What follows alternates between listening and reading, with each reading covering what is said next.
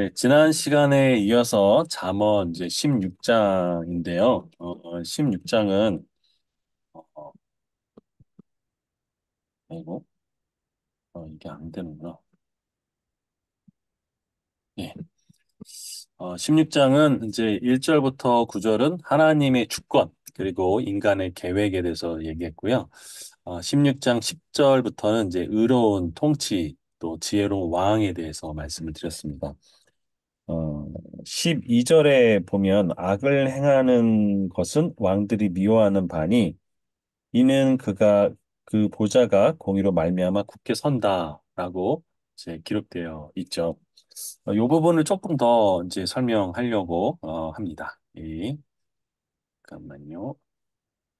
네, 뭐 지난 시간에 염려를 극복하는 법, 그것도 같이 나눴고요. 그다음에 이제 여기 이제 12절이죠.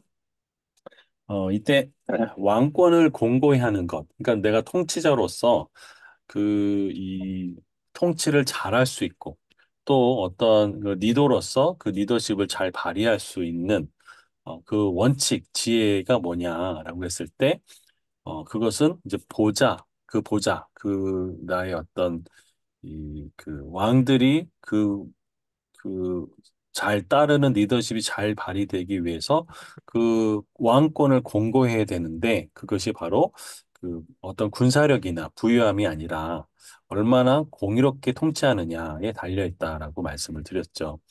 결국은 원칙을 잘 지키는 왕이다라고 말씀을 드렸습니다. 그래서 이 잠언 1장 8절을 보면 이렇게 되어 있죠. 1장 8절에 내 아들아, 내 아비의 훈계를 듣고 내 어미의 법을 떠나지 말아라. 그래서 여기서도 내 아비의 훈계, 다시 말하면 내 어머니의 법, 이 원칙과 훈계를 잘 들으라라고 되어 있죠. 이 원칙이 중요한 것, 다시 말하면 16장 그 12절에 왕이 통치를 잘하는 것은 결국 이 원칙을 지킬 때라는 거죠. 그 원칙이 나를 지키는 거고 그 원칙이 깨어지면 또 그 원칙이 나를 이제 부서뜨리는 그런 일들이 벌어지는 거죠. 예, 그래서 우리가 원칙을 지키는 삶이 굉장히 중요한 부분이죠. 자연계에는 자연 법칙이 있죠. 그 자연의 법칙을 어겼을 때 그 원칙이 나를 깨게 마련인 것이죠. 그래서 왕과 같이 그 존귀한 삶의 그 권위가 있는 삶의 비결은 법을 지키는 것이다라는 거죠. 이 다윗은요, 그의 삶 속에서 원칙을 지켰던 삶을 가지고 있는 거죠. 성경을 읽어보면 다윗은요, 기름 부음 받은 자는 절대 해하지 않는다라는 원칙을 지켰습니다. 여기서 이제 기름 부음 받은 자는 구약 성경에서 세 명이 있습니다. 혹시 누군지 아시나요? 기름 부음을 받았다. 하나님께 기름 부음 받은 자는 세 명이거든요. 첫, 바울, 첫 번째가요. 대제사장은 기름 부음을 받습니다. 그렇죠? 기름 부음 받을 때 대제사장이 받고요. 두 번째는요. 왕, 왕을 세울 때 반드시 기름 부음 받아요. 또 한 명이 누구가 어떤 존재일까요? 예수님. 네, 물론 예수님인데 구약 시대인데, 네, 그 구약에서 기름 부음을 받았다. 실제로 기름 부음 받는 사람은 대제사장을 아이, 세울 때, 그 다음에 왕을 세울 때, 그 다음에 선지자를 세울 때, 물론 선지자가 받기도 하고 안 받기도 하긴 하는데, 대체적으로 이 세 종류의 사람들이 다 기름 부음을 받았어요. 대제사장과 그 다음에 왕과 그 다음에 선지자 이런 거죠. 자, 그 원칙을 지켰던 것이죠. 사실 다윗은 이 사울왕 장인이었던 그 사울왕이 자기를 굉장히 죽이려고 하죠. 그래서 정말 궁지에 몰린 적도 많고 정말 그 죽을 고비를 수도 없이 넘기는 상황 속에서 있음에도 불구하고 다윗은 기름 부음 받은 자를 손대지 말아라. 라고 하는 그 원칙을 지키는 삶을 살았었죠. 어, 이 원칙이 이 다윗을 사실상 지키게 됩니다. 결국은 이 다윗이 그 동굴 속에서 이 그 이제 사울 왕과 1대1로 대면할 때가 있었죠. 그때 이 사울의 옷깃을 다윗이 칼을 들어서 잘라요. 그러면 그렇게 잘랐을 때 이 겉으로 볼 때는 우리가 볼 때는 죽인 건 아니잖아요. 근데 하나님의 입장에서 볼 때 사실 이렇게 고생하고 그때 사울왕은 어떤 나쁜 짓을 했냐면 이 아내를 미가를 아내를 얻었음에도 불구하고 그 아내를 다른 사람에게 시집을 보내버려요. 장인어른이 어떻게 이렇게 할 수 있어요? 얼마나 믿겠습니까? 얼마나 화도 나고 또 자기가 이렇게 모든 가족들이 자기로 해서 다 고생하고 도망자의 신세를 다니니까 아마 칼을 들어서 정말 죽이고 싶을 수 있는 마음도 있을 수 있겠죠. 근데 죽이지는 않고 이제 옷자락만 베잖아요. 근데 하나님은 이것이 보시면서 다시 테스트를 하게 하죠. 그게 언제냐면 이제 그 광야에 있는데 이 하나님께서 천사를 보내서 모든 사람들이 완전히 피도 골아 떨어지도록 자게 만들죠. 그때 옆에 있던 사람이 이 아비새입니다. 그 아비새가 이제 얘기를 하죠. 뭐라고 얘기하냐면 그 다윗 보고 눈짓만 하라고. 그러면 자기가 대신 죽이겠다고. 라고 이제 얘기를 합니다. 근데 그때 다윗이 뭐라고 했냐면, 하나님께 기름 부음 받은 자를 죽이지 말아라 하면서 무기와 병을 가지고 갑니다. 자, 이렇게 이제 하면서 이 다윗이 그 통과를 하거든요.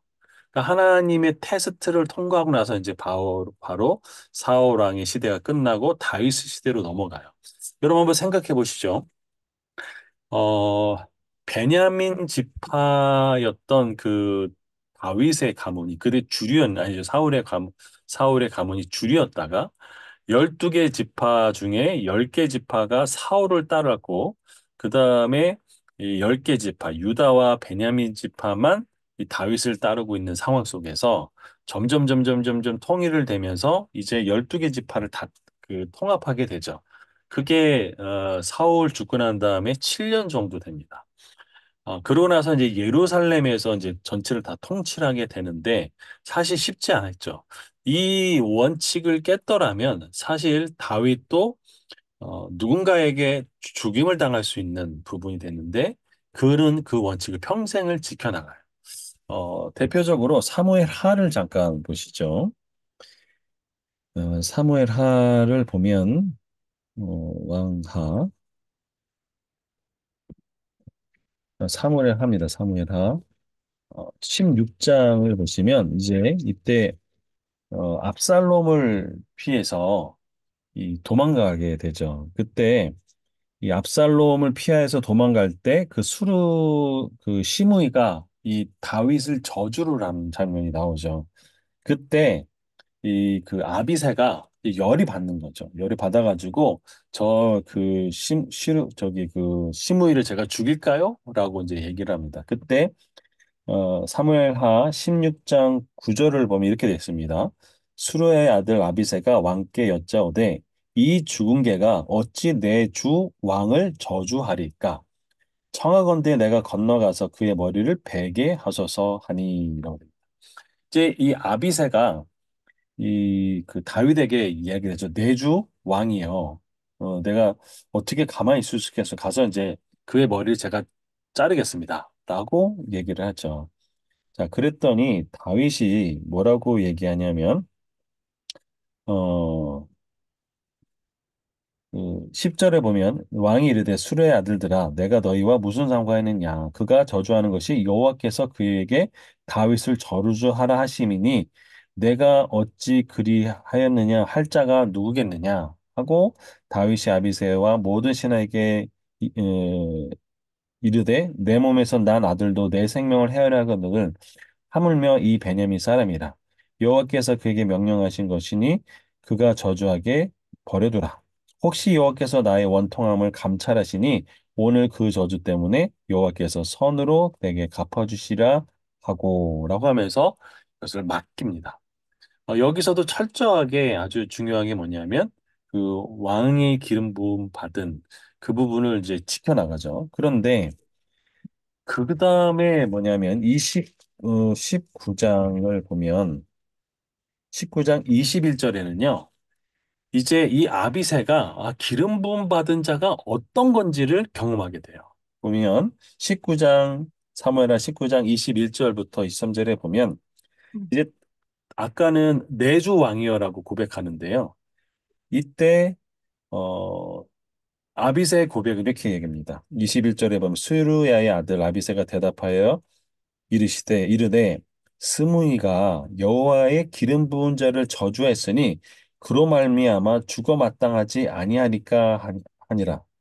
다윗이 이르되 수레 아들아 내가 너희와 무슨 상관이 있기에 너희가 오늘 나의 원수가 되느냐 오늘 어찌하여 이스라엘 가운데서 사람을 죽이겠느냐 내가 오늘 이스라엘 왕이 된 것을 내가 알지 못하리오 하고 왕이 스무에게 이르되 내가 죽지 아니라 하고 그에게 맹세하니라. 지금 이 아비새는요, 하나님께 기름 부음 받았던 다윗, 그렇지 않았던 이 압살롬. 전쟁의 상황은 압살롬이 굉장히 유리했죠. 그럼에도 불구하고 그 모든 것을 뒤집어서 이 상황을 원상태로 바꾸시는 하나님을 경험하죠. 다시 말하면, 하나님이 세우신 왕, 기름 부음 받은 자가 이런 거구나라는 것들을 알게 되죠. 그러면서 이 아비새는 그런 경험을 하게 되죠. 결국 다윗이 그 보좌를 지킬 수 있었던 것은 그 원칙을 지키는 삶이었다라는 거죠. 이게 바로 다윗에게 있어서 아주 중요한 지혜였던 통치의 원리였던 거죠. 원칙을 지키면 그 원칙이 나를 살리고 원칙을 깨면 깬 원칙이 나를 어, 이제 깨게 만드는 것이 바로 아주 중요한 원칙에 관한 이야기를 하고 있는 것이죠. 그래서 이 사울 왕이 그 보좌에서 나왔던 이유는 그 스스로 하나님 말씀의 원칙을 깨버렸기 때문에 결국 그 깨버린 원리로 인해서 하나님도 사울 왕을 버릴 수밖에 없었던 것. 결국 이 원칙을 지키는 삶이 얼마나 중요한가. 그것이 바로 잠언에서 얘기하는 지혜이죠. 바로 듣는 지혜라고 할 수 있는 것이죠. 자, 이것이 조금 더 설명할 부분이었고요. 그다음에 그래서 정직한 그 능력이 얼마큼 중요한가라는 거죠.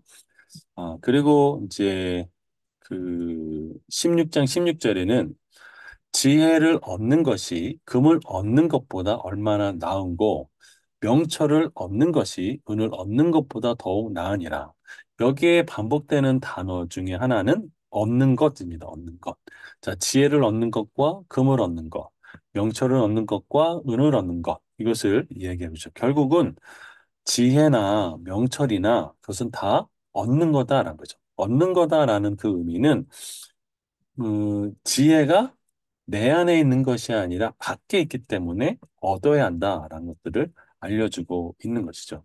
그만큼 지혜를 얻기 위해서는 어, 얻는 그 마음이 필요하다라는 것들을 알 수 있습니다. 그래서 지난 시간에 이제 문제의 소유를 가리는 솔로몬의 지혜에 대해서 배웠죠. 그래서 솔로몬은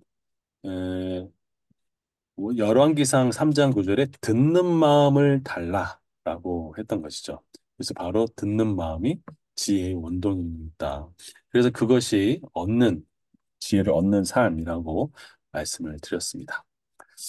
자, 그래서 16장 17절, 어, 악을 떠나는 것이은 정직한 사람의 대론이 자기 길을 지키는 자는 자기의 영혼을 보존하느니라. 결국 자기의 길을 지킨다라는 것은 결국 원칙을 지키는 삶이죠. 하나님의 말씀과 또 의로운 그 원칙을 따라서 자신의 삶의 방향을 꾸준히 유지하는 사람. 그것이 바로 악을 떠나는 삶이고 이것이 바로 의로운 삶, 또 영혼의 안정을 보장해 주는 삶이라는 것들을 알려주고 있는 것이죠. 그런데 반면에 이제 18절을 보면 교만은 패망의 선봉이다. 그리고 거만한 마음은 넘어짐의 앞잡이다라고 되어 있죠. 자, 교만한 마음 또 거만한 마음. 결국은 이 두 마음이 파멸과 몰락으로 이제 간다라는 거죠. 교만은 파멸의 전조고, 그래서 자신을 너무나 과대평가하고 하나님과 다른 사람을 무시하는 태도가 바로 교만한 것이죠. 거만한 마음은 자신을 너무 과신하는 것, 또 남을 무시하는 마음으로 자만과 오만이 가득 찬 상태가 바로 이제 거만한 마음이죠. 결국 이 교만한 마음과 거만한 마음의 공통점은 듣지 않는다는 거죠. 듣지 않기 때문에 결국은 이들의 어떤 잘못이나 어떤 경고를 무시하게 되고 결국은 예, 그 안타깝게도 이 어려운 삶의 결과를 얻게 되는 거죠. 듣지 않은 마음, 다시 말하면 어, 내 안에 내 것으로 가득 차 있을 때 아무것도 들을 수가 없는 것이죠. 그래서 19절을 보면 겸손한 자와 함께하여 마음을 낮추는 것이 교만한 자와 함께 탈취물을 나눈 것보다 낫다라고 되어 있습니다. 여기서는 이제 올바른 교제의 중요성에 대해서 이야기하고 있죠. 자, 교만한 자들은 일반적으로 자기 중심적이고 또 어떤 이익이 된다면 어떤 부당한 방법으로 취하게 되죠. 그래서 이들과 함께 뭔가 탈취물을 나누는 것은 결국 이 영혼을 타락시키는 행위라는 것이죠. 반면에 이 겸손한 자, 다시 말하면 마음이 낮추는 자를 다른 말로 얘기하면 잘 듣는 자라겠죠. 그래서 이것이 때로는 이 물질적인 이득이 없을지라도 영적인 성숙과 진정한 이 가치를 또 만족을 가져다 주는 것이죠.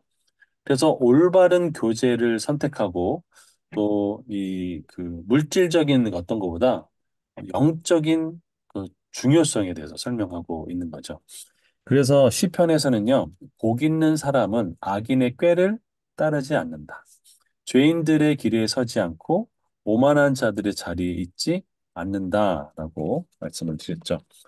시편 1편을 좀 보시면 이렇게 되어 있죠. 복 있는 사람은 악인의 여기서 꾀는 이 그 생각이죠. 그리고 그것이 이제 그 죄인들의 길에 서지 않는다. 그러니까 생각에 머물다가 이제 행동에 됐고, 그다음 오만한 자들의 자리에 앉지 않는다. 이제 자리에 앉는 것이죠. 여기는 이제 원문을 보면 뱀이 어떤 또아리를 뚫는 상태가 이 자리에 앉아 있다라고 되어 있는 것이죠. 그만큼 이 생각에 갔다가 행동으로 오고 그것이 고착되는 것이 바로 이 악을 따르는 사람들이죠. 그러나 복 있는 사람들은 그것을 다 분리친다라는 거죠. 그만큼 이 교제의 중요성, 영적인 가치, 또 누구를 사귀느냐, 누구를 만나느냐에 따라서 인생의 어떤 결과들이 달라지는 것들을 알 수 있죠. 그래서 정말 좋은 것은 겸손이라고 이야기를 합니다. 제가 얼마 전에 이제 어느 카이스트 교수님이 애플에서도 있으셨고 또 구글에서도 있으셨는데 그 애플과 구글에는 뚜렷한 인재상이 있대요. 근데 그 구글에는 아주 천재적인 사람들도 많은데 구글에서 중요한 인재 중에 하나는 다른 사람과 잘 어울리는 사람이죠. 그러니까 굉장히 천재적인 발상을 하고 아주 천재적인 문제를 해결하지만 동시에 다른 사람들과 잘 어울리는 그 겸손한 태도가 있다라고 얘기를 하더라고요. 그렇지 않으면 구글에선 살아남을 수가 없다고 얘기하더라고요. 그래서 구글에는 굉장히 천재들이 많은데 그 천재들 중에 정말 겸손한 사람이 많다라고 이야기를 하더라고요. 그래서 이 글로벌의 어떤 정말 그 세계적인 기업을 운영하는 데서도 정말 겸손은 얼마큼 중요한가 같이 나눠볼 수 있겠습니다. 자, 그다음에 20절을 보면 삼가 말씀이 주의하는 자는 좋은 것을 얻나니 여호와를 의지하는 자는 복이 있으리라. 여기에는 성공과 축복의 두 가지 핵심 원리를 내놓고 있죠. 첫째는 말씀을 주의하라 하는 거죠.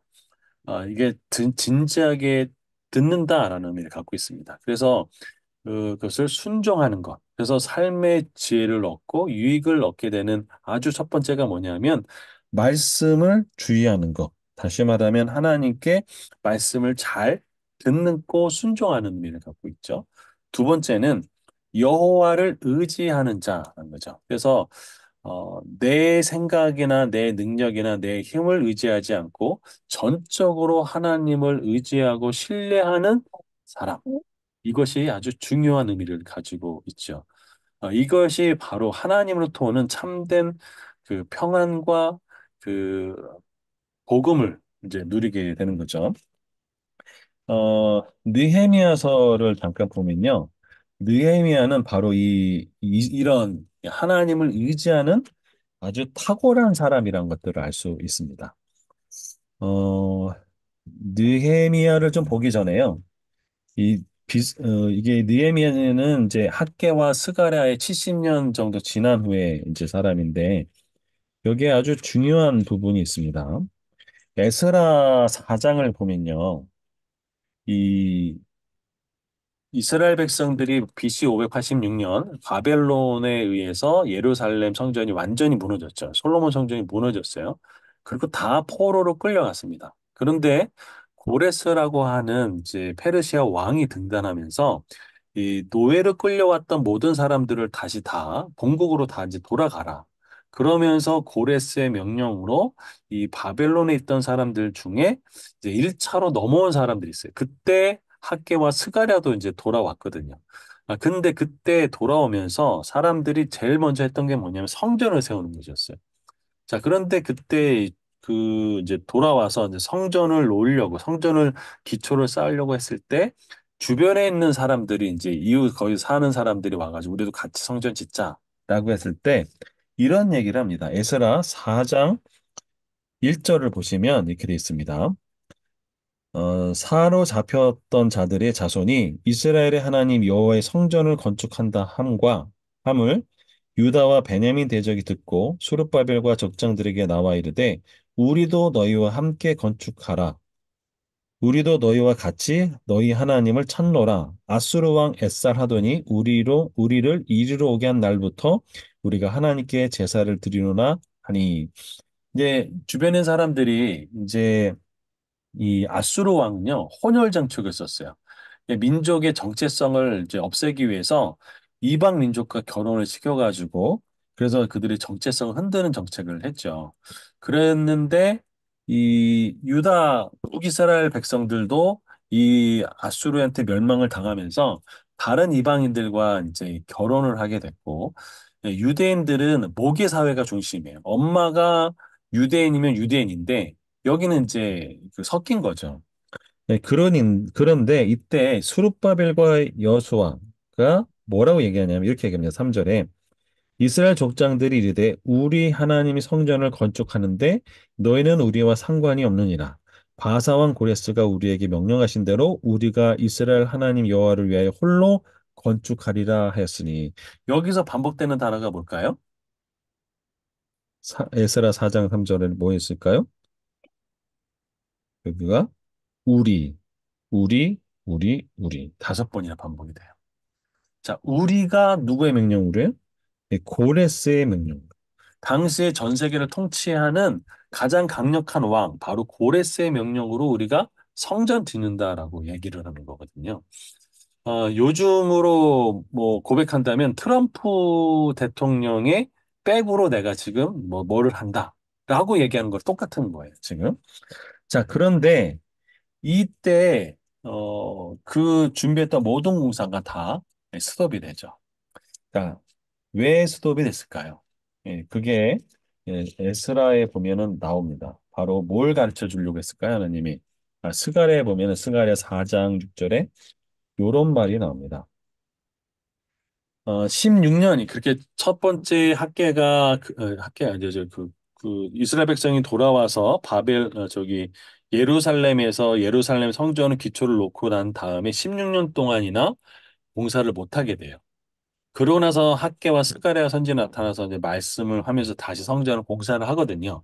그때 스가랴 선지자의 입을 통해서 하나님이 16년 동안 이들로 하여금 왜 공사를 멈추게 했는가? 그 이유를 깨닫게 하고 알게 하죠. 그게 뭐냐, 스가랴 4장 6절. 제가 참 좋아하는 구절인데, 제가 한번 읽어드리겠습니다. 스가랴 4장 6절. 그가 내게 대답하이르되 여호와께서 수룹바벨에게 하신 말씀이 이러하니라. 만군의 여호와께서 말씀하시되 이는 힘으로 되지 아니하고 능력으로 되지 아니하며 오직 나의 영으로 되느니라. 하나님이 가르쳐 주고 싶으셨던 게 뭐냐면 바로 하나님의 사역, 하나님의 비전, 하나님의 어떤 꿈, 그것은 사람의 힘과 사람의 능력으로 되지 않는다는 거죠. 교회를 세우시는 것은 사람의 능력이 아니라 바로 하나님의 능력이라는 거죠. 교회가 교회되게 하고 성령 충만하게 되고 하는 것은 다 전적으로 하나님의 손에 있다라고 얘기를 한 거죠. 하나님의 사역은 하나님이 하시는 것이죠. 이게 그만큼 중요한 부분이죠. 자, 그런데 이제 느헤미야가 탁월했던 이유는 뭐냐? 느헤미야는 이제 이 예루살렘의 성벽이 없기 때문에 돌아와서 느헤미야가 성벽을 세우는데 며칠 만에 세웠을까요? 52일 만에 세우거든요. 안식일을 지켰을까요? 예, 지켰죠. 77이 49니까 적어도 7번은 지켰습니다. 그러면 52일 중에 7일을 빼면 45일 만에 이 모든 성벽을 완성한 것이거든요. 그렇게 그가 할 수 있었던 가장 중요한 원인은 뭐냐 했을 때 느헤미야서 2장 2절을 보면 그가 마음의 중심이 어떤 것인지 알 수 있습니다. 여기에 보면 하나님은요, 우리 삶에 이렇게 뭔가 중심이 어떤 것인가를 물을 때는요, 뭔가 테스트를 꼭 하시는 것 같아요. 그런데 그때 이 그 대적들이 와서 딱 그 느헤미야를 찔러요. 그 마음에 뭐가 나오는가. 보면 느헤미야서 2장 그 18절 제가 읽어드릴게요. 또 그들에게 하나님의 선한 손이 나를 도우신 일과 왕이 내게 이른 말씀을 전하니 그들의 말이 일어나 건축하자 하고 모두 힘을 내어 이 선한 일을 하려 하매 호론 사람 산발락과 종이었던 암몬 사람 도비야와 아라비아 사람 게셈이 이 말을 듣고 우리를 업신여기고 우리를 비웃어 이르되 너희가 하는 일이 무엇이냐 너희가 왕을 배반하고자 하느냐 하기로 너희가 지금 성벽 짓는 거 지금 그이 아닥사스다 왕을 배반하려고 하는 거지? 라고 이제 이렇게 콕 찔러요. 그랬더니 이 느헤미야가 뭐라고 얘기했냐? 이게 아주 중요하죠. 느헤미야 2장 20절. 읽을 수 있으면 같이 읽겠습니다. 시작. 내가 내가 그들에게 그들에게 대답하여 대답하되 이르되 이르되 하늘의 하늘의 하나님 하나님이 우리를 우리를 형통하게 형통하게 하시니 하시리니 그의 그의 종들이 종들을 우리가 우리가 일어나 일어나 건축하려니와 건축하려니와 오직 오직 너희는 너희에겐 예루살렘에서 예루살렘에서 아무 아무 기업도 기업도 없고 없고 권리도 권리도 없고 없고 기업되는 기업된 것도 바도 없다 없다 하니 하였느니라. 여기 아주 중요한 주가 있죠. 자, 아까는 고레스 왕의 명령이라고 그랬어요. 그렇죠? 근데 여기는 뭐라고 했죠? 하늘의 하나님이 우리를 뭐하게 한대요? 형통하게 통 하신다. 하나님의 사역, 하나님의 교회, 하나님의 꿈과 비전은 하나님이 하신다. 하나님이 형통하게 하신다. 하나님이 공급하신다. 하나님 주권자이다라는 고백을 하는 거죠. 그러면서 여기 아주 중요한 주어가 있죠. 우리가가 아니고요. 뭐였죠? 그의 예, 종들인 종들이 우리가예요. 예. 이게 바로 뭐냐? 청지기의 자세죠. 나의 능력, 내 힘, 의지하지 않고 전적으로 하나님으로부터 오는 그 신뢰, 하나님께 오는 힘을 의지하는 사람. 이게 바로 어, 하나님의 말씀에 대한 또 하나님을 의지하는 신앙인의 아주 중요한 지혜이고 힘이고 능력이라는 것이죠. 이게 바로 느헤미야의 아주 중요한 핵심 원리이죠. 잠언에서는 이렇게 하죠. 삼가 주의 말씀에 주의하는 것은 자는 좋은 것을 보았는데 얻는다라는 거죠. 잠언에서 자꾸 강조하는 얻는 것, 바로 하나님 말씀에 주의하는 거죠. 또 하나님을 의지하는 자는 뭐가 있냐면 복이 있는 거죠. 그래서 느헤미야는 52일 만에 안식일을 빼면 45일 만에 성벽을 짓죠. 여러분 성벽을 45일 만에 지을 수 있을까요?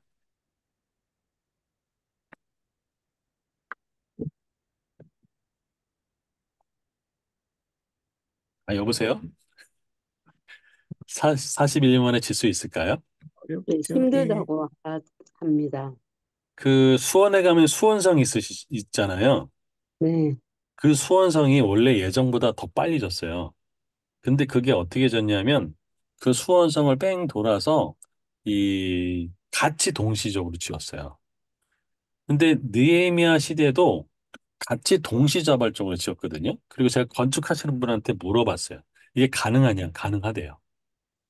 그리고 그 완전히 맨 땅에 헤딩하듯이 하는 것이 아니라 이 느헤미야 시대 이전부터 성벽을 지으려고 했다가 무너지고 했다가 무너지고 해가지고 그 나름대로 어느 정도는 돼 있었다고 하더라고요. 그러니까 한꺼번에 그렇게 할 수 있었어서 충분히 그것은 물리적으로 어렵지 않다라고 있습니다. 나중에 느헤미야서를 강의할 때보다 좀 더 적극적이 더 자세히 말씀드릴게요. 자, 그래서요, 이렇게 지혜를 얻기 위해서는요, 두 가지 방법이 필요합니다. 첫째는 뭐 해야 될까요? 잘 들어야 합니다. 그래서 솔로몬은요, 듣는 마음을 달라고 기도했고요. 하나님은 그것을 듣고 분별하는 지혜를 구했다라고 얘기했어요.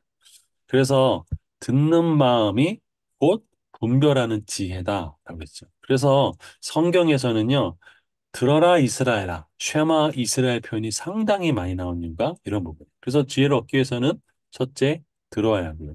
둘째는 뭐 해야 될까요?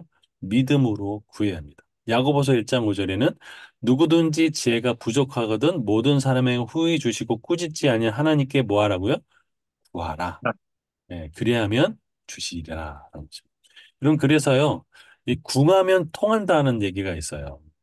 결국 하나님께 매달리고 또 기도하고 할 때 하나님은 뭘 주시냐면 지혜를 주신다라는 거죠.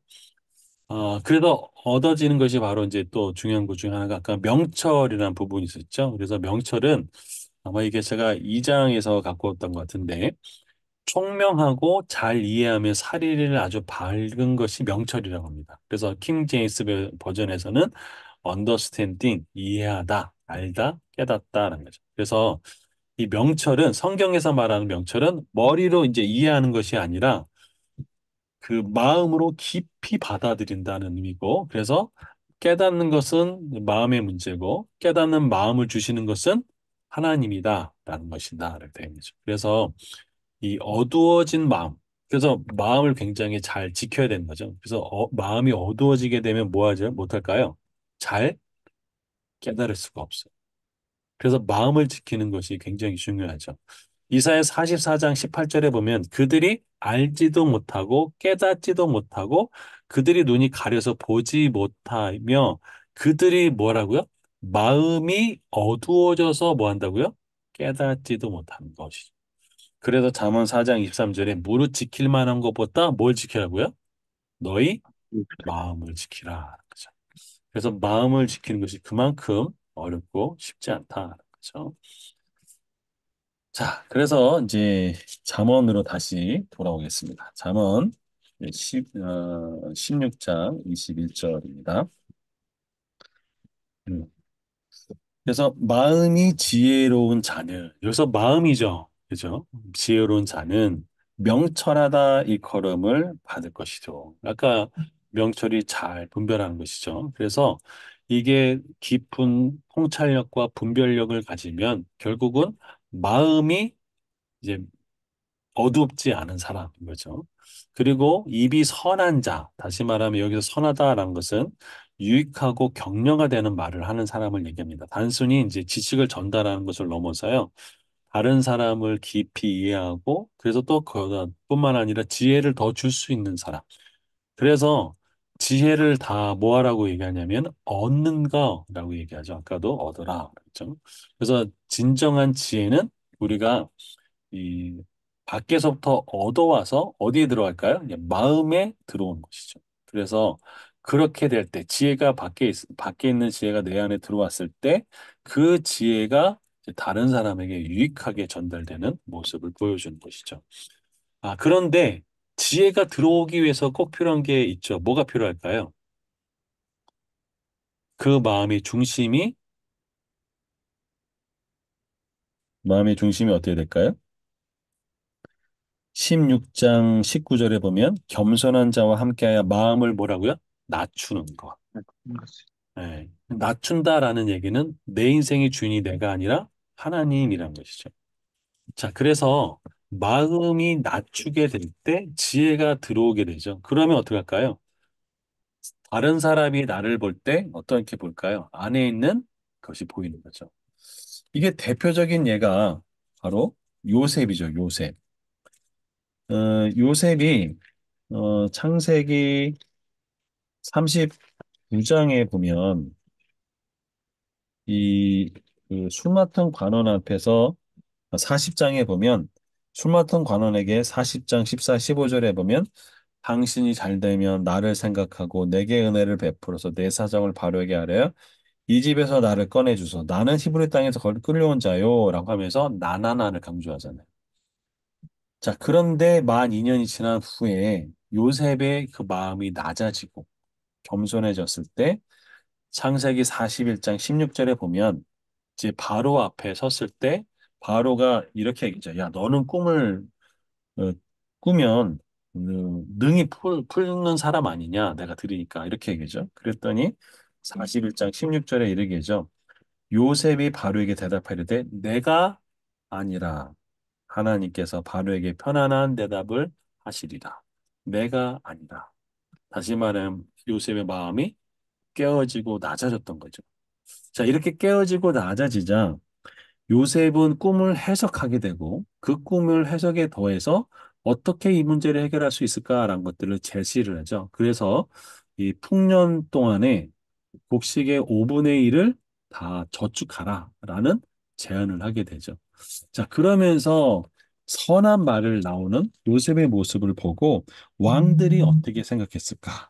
보면 왕이 어떻게 생각보면은 창세기 41장에 보면 이 37절 보면 바로와 그의 모든 신하가 이 일을 뭐 어떻게 여겨요? 좋게 여긴지라. 아, 이게 굉장히 좋구나.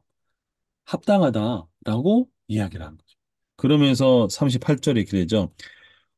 바로가 그의 신하들에게 이르되 이와 같이 하나님의 영에 감동된 사람을 우리가 어찌 뭐 할 수 있을까요? 찾을 수 있으리요 하고 보냈습니다. 그러면서 39절에 보면 이렇게 돼 있어요. 요셉에게 이르되 하나님이 이 모든 것을 내게 보이셨으니 너와 같이 뭐한 자요? 명철하고 지혜 있는 자가 뭐하다? 없도다. 그래서 명철하고 지혜 있는 자가 없도다라고 얘기하는 거죠. 자, 그러면 요 것을 가지고 어, 사도행전을 보시죠. 사도행전 6장을 보면요. 이렇게 되어 있습니다. 사도행전 6장.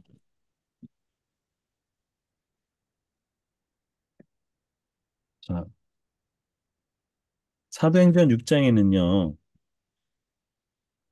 일곱 집사를 이야기하는데 그 일곱 집사의 그 조건이 이렇게 돼 있습니다. 6장 3절을 보시세요. 형제들아 너희 가운데 성령과 지혜가 충만하여 칭찬받는 사람 일곱을 택하라. 우리가 이 일에 그들을 맡기리라. 여기 중요한 게 뭐죠? 두 가지죠. 하나는 뭐죠? 성령. 그다음에 뭐예요? 지혜. 다른 말로 요셉과 똑같아요. 요셉처럼 하나님의 영에 감동된 사람, 성령 충만하고 뭐였죠? 명철과 지혜로운 사람. 똑같아요. 그 대표적인 사람이 누굴까요? 스티브. 예, 스테반이죠. 자, 그러면서 스테반이 보면은 뭐라고 되어 있냐면 6장 8절을 보면 스테반이 은혜와 권능이 충만하여라고 되어 있습니다. 그리고 6장 10절에 보면 스테반이 지혜와 성령으로 말함으로 그들이 능히 당하지 못하매 여기와 뭐랬죠? 지혜와 성령. 결국 이 지혜로운 것과 하나님의 영이 같이 가는 거죠. 여기는 아주 중요한 원리가 있어요. 이 지혜는요, 두 가지 종류가 있죠. 어떤 지혜가 있을까요? 위로부터 내려오는 지혜가 있고요. 귀신이 주는 지혜가 있습니다. 그래서 위로부터 내려오는 지혜는 어떨까요? 서자가 뭐라고요? 성결하고 둘째가 그게 어디냐면 어, 야고보서에 보면 나옵니다. 야고보서 3장을 보시죠. 야고보서 3장 13절에 보면 있습니다. 너희 중에 지혜와 총명 있는 자가 누구냐? 그는 선행으로 말미암아 지혜 온유함으로 그 행함을 보이지냐. 여기 나와 있죠? 그의 뭘 보임으로요? 선행으로 말미암아. 잠언 16장 21절에 입이 선한 자는 이랑 똑같죠. 결국은 지혜와 성령과 명철과 이 선함은 같이 가는 세트인 걸 알 수 있어요. 그런데 성령과 지혜가 붙어 다니는 것들을 알 수 있죠. 그래서 중요한 게 뭐냐면 이렇게 돼 있어요. 그러나 너희 마음속에 야고보서 3장 14절 그러나 너희 마음속에 독한 시기와 다툼이 있으면 자랑하지 말라. 진리를 거슬려 거짓말을 하지 말라. 이러한 지혜는 어디로부터 내려온 거예요? 위로부터 내려온 것이 아니요. 뭐라고요? 땅 위의 것이요 정욕의 것이요 귀신의 것이다. 시기와 다툼 있는 곳에는 혼란과 모든 악한 일이 있습니다. 악한 지혜도 있다고 얘기하고 있는 거죠. 반대로 17절에 오직 위로부터 난 지혜. 다시 말하면 성령의 기름 부음, 또 성령의 감동된 지혜라는 것이 있죠. 그것이 어떻다? 첫째는 뭐다? 성결하다. 그리고 화평하다. 그 다음에 관용하고 양순하고 긍휼하고 중에 뭐죠? 선한 열매가 가득하다. 여기도 뭐가 나오죠? 선한 열매가 가득하고. 편견과 거짓이 없나니 화평하는 자는 화평을 심어 의의 열매를 거두리라. 그래서 지금 잠언 16장 21절에 마음이 지혜로운 자는 명철하다 일컬음할 것이요 입이 뭐한 자요? 선한 자는. 그래서 지혜와 성령과 그다음에 명철과 그다음에 선함은 항상 세트로 가는 이렇게 이렇게 이제 선한 영향력을 보여주는 거죠. 네. 우리가 분별할 것은 그래서 이게 성결하냐 성결하지 않느냐만 봐도 이 지혜가 어, 어떻다는 걸 알 수 있죠. 그래서 우리가 뭔가를 우리가 결정할 때 이게 하나님으로부터 온 것이냐 사단으로부터 온 것이냐는 너무 어렵지 않아요. 왜냐하면 사단이 하나님 것을 흉내낼 수가 없고 하나님이 사단적인 것을 할 수가 없어요. 성품적으로. 그래서 이것이 딱 분리가 돼요. 그들의 열매로 그들을 분별할지냐는 말이 여기서 나오는 거죠. 그래서 위로부터 난 지혜, 하늘로부터 오는 지혜는 뭐냐? 성결한가, 화평한가, 남을 달 포용할 수 관용한가, 양순한가, 긍휼한가, 선한 열매가 있느냐, 편견과 거짓이 없는가? 라는 것들을 알 수 있는 거죠. 네, 이것이 아주 내면의 지혜와 또 언어가 되는 것을 알 수 있습니다. 자, 다시 잠언으로 넘어오도록 하겠습니다. 잠언 16장. 제가 16장에 너무 꽂혀가지고 16장 22절. 명철한 자에게는 그 명철이 생명의 샘이 되거니와 여기 보면 이제 명철한 자, 생명의 샘, 다시 말하면 선하고 풍성한 것이 계속 끊임없이 이루는 거죠. 그래서 계시록에 나오는 이 모든 만물을 치유하는 그 물처럼 바로 선한 생명의 샘, 계속 살리고 치유하는 것이죠. 반면에 그 미련한 자에게는 그 미련한 것이 뭐가 되냐면 징계가 된다. 결국 고통되고 벌을 받게 된다. 것을 얘기할 수 있죠. 그래서 잠언 14장 27절에 여호와를 경외하는 것이 생명의 샘이고 사망의 그물에서 벗어나게 한다라는 것이죠.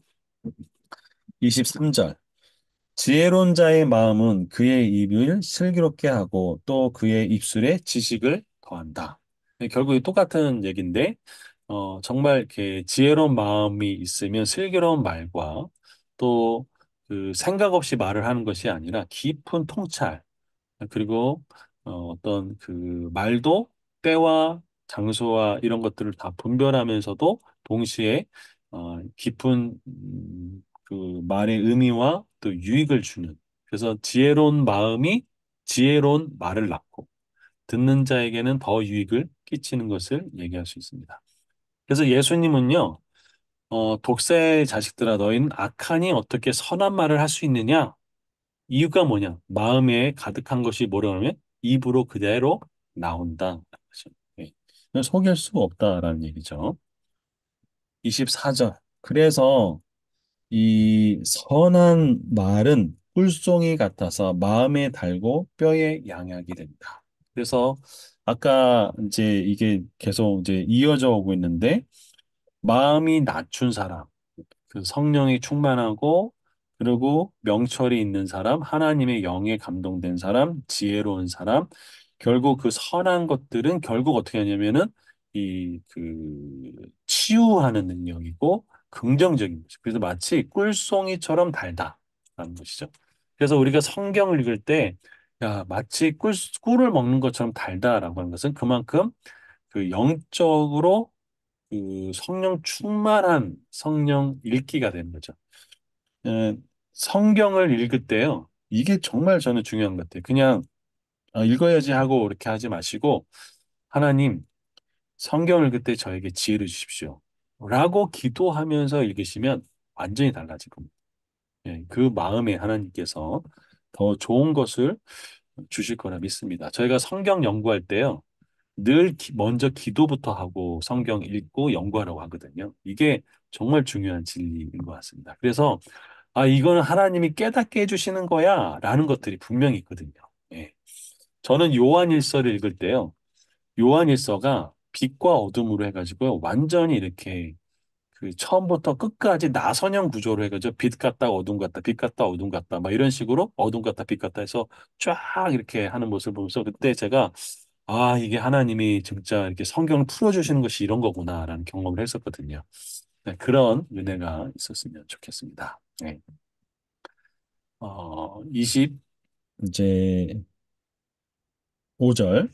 그래서 어떤 길은 사람 보기에 바르나 필경은 사망의 길이다. 그렇죠. 그래서 사람들의 생각과 뭐 관념, 통념에서 이것이 올바른 길이야라고 뭐 보기에는 괜찮지만 궁극적으로는요, 이게 육체적, 영적인 사망으로 이끌 수 있는 길도 있는 거죠.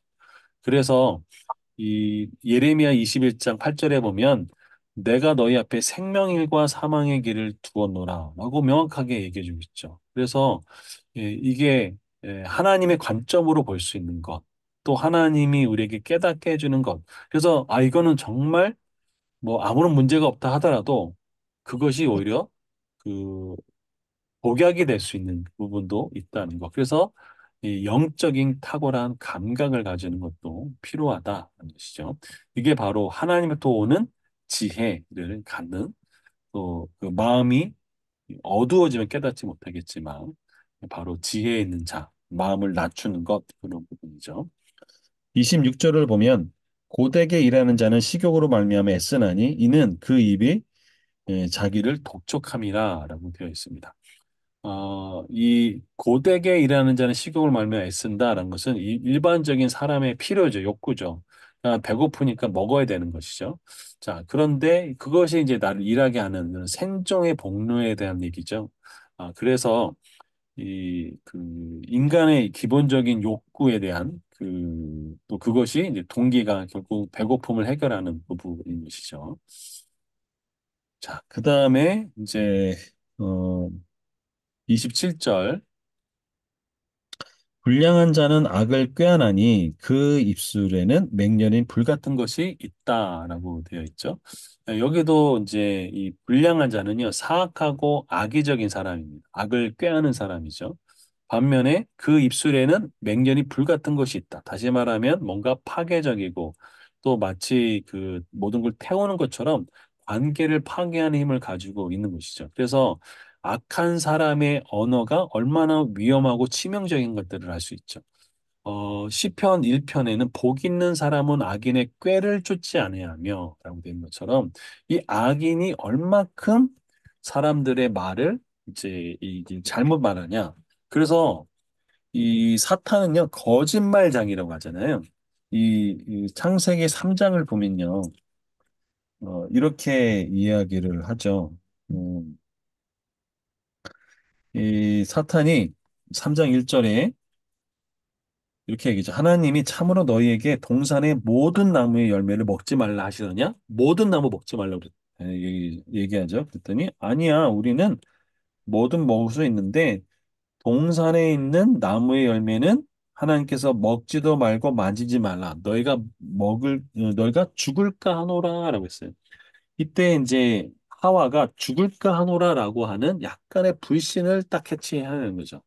그러면서 이때 이 사탄이 아주 거짓말을 하죠. 뭐라고 하냐?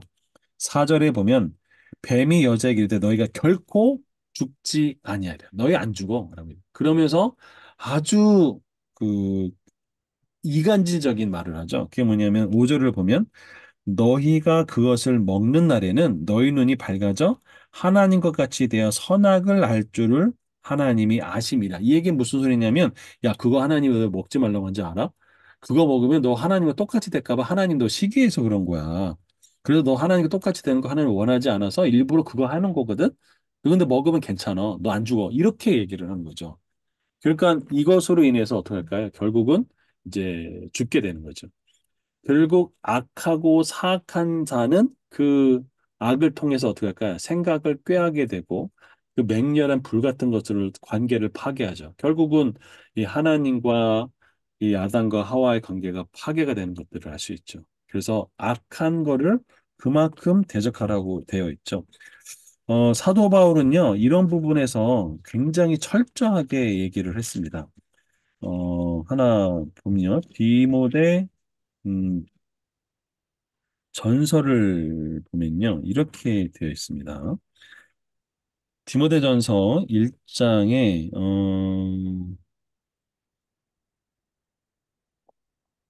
디모데가 아니고 디도서인가? 디도서인 것 같습니다. 디도서. 예, 디도서에 보면 디모데도 전서도 있는데 디도서가 더 확실해서 이렇게 되어 있습니다. 디도서 1장 10절에 보면 불순종하고 헛된 말을 하며 속이는 자가 많은 중에 할례파가 가운데 특히 그러하니 할례파는 이제 유대인들이 구원받으려면 할례를 행한다고 해야 되는 그 유대 그 주의자들 얘기하는 거죠. 그랬더니 11절에 뭐라고 하냐면 그들의 입을 막을 것이라. 이런 자들이 더러운 이득을 취하려고 마땅하지 아니한 것을 가르쳐 가정들을 온통 무너뜨리는 도다라고 명확하게 얘기해주고 있죠. 그러니까 사도 바울도 이렇게 악의적인 그 할례파, 너희가 구원받으려면 성령으로 되는 거 아니고 너희가 율법을 해야 돼. 그리고 할례 행해야 돼. 그렇지 않으면 너희도 구원 못 받아. 너희 구원 헛거야. 라고 완전히 이제 그 믿음의 가정들을 무너뜨린 거죠. 특히 이방인들에게 이렇게 했던 거죠. 이것들을 다 어떻게 할까요? 다 이 구원에서 멀어지게 하는 것이 다 악의적인 부분이다. 여기서 아주 중요한 부분이 있죠. 이 디도서는요, 교회 공동체 안에서 이렇게 얘기했던 거예요. 그러니까 우리가 교회라고 해서 이런 부분이 안전하지는 않다. 오히려 믿는 가정 속에서 그 교회에서도 그럴 수 있다라는 것들을 우리가 조금 더 지혜롭게 분별할 필요가 있죠. 다시 이제 잠언으로 넘어와서 28절을 보면 패역한 자는 다툼을 일으키고 말쟁이는 친한 벗을 이간하느냐. 똑같죠? 패역하는 자, 말쟁이 다 이 그 악한 꾀에서 나와서 결국은 그것을 악한 영향력을 주는 공동체를 깨뜨리고 인간관계를 파괴하는 것이 바로 이 악한 말, 분쟁을 일으키는 말 이런 거죠. 이것을 피해라라고 얘기하는 거죠. 29절을 보면 강포한 사람은 그 이웃을 깨어 좋지 아니한 길로 인도하는도다. 시편 1편 1절에도 보면 악인의 꾀가 이렇게 사람을 망하게 하는 것을 알 수 있죠. 그래서 이 악한 영향력을 사용해서 이웃을 속이고 나쁜 길로 빠져드는 거죠. 그래서 말을 되게 주의해야 되는 부분을 필요한 것을 알 수 있습니다. 그래서요, 교회는 특히 말의 언어의 공동체라서 이 나쁜 말, 악한 말을 담지 않도록 하는 것이 굉장히 중요한 것을 알 수 있습니다. 30절 눈치차는 자는 패역한 일을 도모하며 입술을 닫는 자는 악한 일을 이루니라. 여기도 눈을 감는 자는 악한 계획을 도모하는 거죠. 그러니까 눈을 감는 것은 쉽게 해서 이제 좀 뭔가 이렇게 눈짓하면서 그래서 악한 어떤 계획을 이제 이렇게 덮는 그런 이제 이야기를 하는 거죠. 그리고 입술을 다무는 자, 이건 뭐냐면 이제 말없이 그냥 악한 계획을 이제 그 숨기고 이제 이 그 계획을 이제 실행하는 거죠. 그래서 이 침묵은 악한 행위의 시작이면서 동시에 완료가 될 수 있는 거죠. 그래서 이 악은요, 은밀하게 이제 될 수도 있다는 거죠. 네, 그런 것들을 우리 주의해야 될 필요가 있는 거죠. 아, 반면에 31절 백발은 이제 영광의 면류관이라 공의로운 길에서 얻느니라. 이 당시에 이 백발은요, 이 존경과 지혜의 상징이었거든요. 단순히 오래 사는 게 아니라 정직하고 의롭게 살아온 사람들에게 영화로운 면류관 같은 것이었죠. 그래서 시간의 지남에 따라서 더 존경받는 것을 얘기하는 거죠. 그래서 레위기 19장 32절은 너희는 샘머리 앞에서 일어서고 노인의 얼굴을 공경하며 내 하나님을 경외하라. 이게 이제 그의 삶에서 보여주는 의로움이 바로 백발이라고 하죠. 32절을 보면 노하기를 더디하는 자는 용도보다 낫고 마음을 다스리는 자는 성을 빼앗는 자보다 맞다. 그러니까 노하기를 더디한다. 쉽게 얘기하면 쉽게 화내거나 충동적으로 반응하지 않고 분노 조절을 잘하는 것이죠. 그래서 이런 사람은 물리적으로 힘센 용사보다 낫다. 다시 말하면 자기 마음을 잘 다스리는 자는 이 성을 뺏는 것보다 더 큰 성취를 얻은 것 같다는 거죠. 그래서 에베소서 4장 20절은 분을 내어도 죄를 짓지 말며 해가 지도록 분을 품지 말라고 말씀합니다. 그래서 33절에는요, 제비는 사람이 뽑으나 모든 일은 작정하기는 여호와께 있다. 고대 당시에 제비 뽑기는 중요한 결정을 내릴 때 하나님 뜻을 알기 위해서 사용됐죠. 여호수아가 그 여리고성 아니 저기 그 여리고성 전투 이후에 갑자기 생각이 안 나네. 이상. 그 작은 아이성 전투가 실패를 하잖아요. 그때 그게 왜 그랬는가를 이제 할 때 제비 뽑으면서 이제 나오게 되죠. 이제 그것처럼 이 하나님의 뜻을 알기 위해서 또 요나서에 보면은 요나 그 선지자 이 왜 풍랑이 왜 이렇게 됐냐 했더니 요나가 뽑히잖아요. 이렇게 중요한 결정이나 하나님 뜻을 알기 위해서 제비 뽑았다는 것을 알 수 있습니다. 근데 이런 우연적인 요소라 할지라도 그것이 최종적인 결과는 여호와께 달려 있다. 그래서 궁극적인 주권이 하나님께 있다는 것들을 알려주는 그런 의미입니다. 그래서 이거는 하나님의 전적인 주권이죠. 그래서 역대상 29장 11절에 여호와의 위대하심과 권능과 영광과 승리와 위엄이 다 주께 속하였으니 천지에 있는 것이 다 주의 것이로다. 주여 주권도 주께 속하였으니 주는 높으사 만물의 머리이십니다. 그래서 하나님의 전적인 주권을 이야기하면서 잠언 16장이 이제 마무리가 되는 것이죠. 그래서 이렇게 잠언 16장을 A 부분과 B 부분을 나눠서 좀 양이 많아가지고 오늘 이렇게 정리했습니다. 그래도 10시간 넘네. 네.